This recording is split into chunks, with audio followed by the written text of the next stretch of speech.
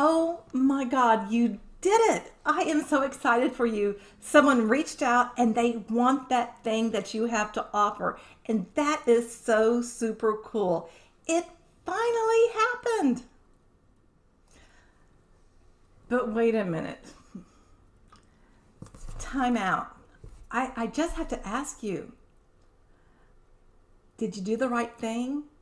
Are you going to be working with the person you really want to? I don't know. In this video, I'm going to share with you something that you need to do to make sure that each and every client you take on really is your ideal client, is the kind of person you want to work with, because as an entrepreneur, it is super important that you work with the people that, click with you. You don't want to work with just anyone. So let's get started.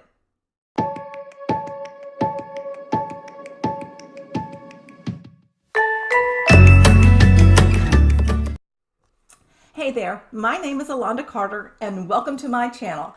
I'm an instructional designer. That means I'm someone who designs and develops training. I have the fancy degree in everything, and I help people like you who are entrepreneurs that are seeking to make a passive income by creating awesome online courses.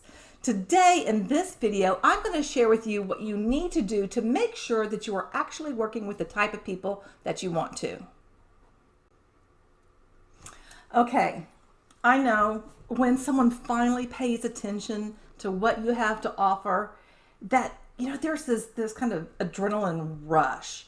You're ready to say yes, but I'm cautioning you to not jump into that relationship too soon. It's kind of like, if you go out to the bar and you meet someone that's kind of cute and then you drop your panties too soon. It's really kind of like that. When someone reaches out to you, I'm going to tell you need to do one thing to make sure that this relationship is going to work. And that is, you need to ask questions. And not just one or two. I mean, you need to dig into what that person is looking for, because you have something to offer and you want to make sure that it's a right fit. Now I'm going to share with you some recent things that have happened to me so that you can learn from my experience. I've recently put some gigs on Fiverr, and I know people think like, you go to Fiverr and no one's going to pay any real money. Well, that's not true, because that's not what has happened to me. But I also haven't just said yes to anyone. Now, as an instructional designer who has designed hundreds of courses for many different organizations, I know a thing or two. Plus, again, I had that, fancy degree and everything. I even took my second advanced degree I got online, not through an online university, University of Houston, Clear Lake, as a matter of fact, which the program did it online. I've done this whole online thing for a minute. And when someone approaches me through Fiverr, because through my gigs, I do a lot of custom things. I look at my Fiverr gigs as an on-ramp, as an entry. And I'm not saying that I will not offer what I offer on my gigs, because I totally will. But when I start talking to people, usually what they need isn't exactly what my gig is about. So it ends up being something else. And people come at me with all kinds of things. Last week, I was talking to someone who reached out to me because they needed more interactivity for a course. And if I had just said yes, because I was so excited that they reached out to me, by the time I got their raw file, I would have looked at it and realized when they were asking for more interactivity, there's no way I could have fixed this raw file. There's only so much lipstick you can put on a pig. And this file, it was a pig. I'll be honest, it was a total pig. So I let them know after this conversation was going on for at least 2 days, I'm like, you got to start over. We can't do anything to make this better. And that's why I ask questions. Now, I will say, because of the questions that I ask, that it's going to go one of two ways. And you're probably not going to like what I'm going to say, but I'm going to be truthful with you, because this really is what happens. When you are an expert and you really know your craft, You need to ask questions because you're the expert. And by asking questions, you set yourself apart from other people because you're digging in more. And that's what I do with people who come to me. I start asking them about, well, what is the LMS that you're using? A lot of times they're like, what's an LMS? So I do a little bit of educating so that you know it means learning management system. But I start asking questions to figure out where they are. Do they really need to have this thing that they're saying that they have? Are they prepared for it? Are they ready? Do they know how much it's going to cost? Do they know how much time it's going to take? I'll get things like people will say, I just wrote a book and I want to create a course. Well, great, that's fabulous. But I'm kind of also thinking, how do you know anybody actually is going to want to pay for that? Have you done any market research? What's going on? And the mistake people make is you can't just take one form of content and then translate it magically into something for an online course. You know, it just really doesn't work like that. You've got to kind of figure out what is the best way to deliver it. So as I'm asking all these questions, like I said, one of two things will happen. They will either stick around because they know that I know what I'm talking about, or they kind of just go away. And the ones that just kind of go away, I know they're not really prepared to work with someone like me who is a professional.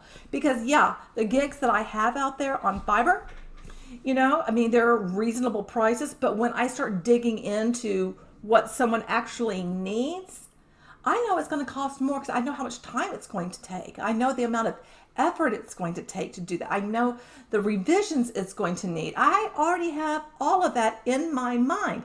But people who say that they need X aren't always ready to do that. And they also might find someone who will just say yes, just like my client did, and then you get a big old mess. So that's why I'm saying to you that I know it is great when somebody wants to buy that thing that you have to offer, especially if you're a creative and you are making something. And it's exciting because, you know, I get exhilarated at the thought of making something cool for someone else.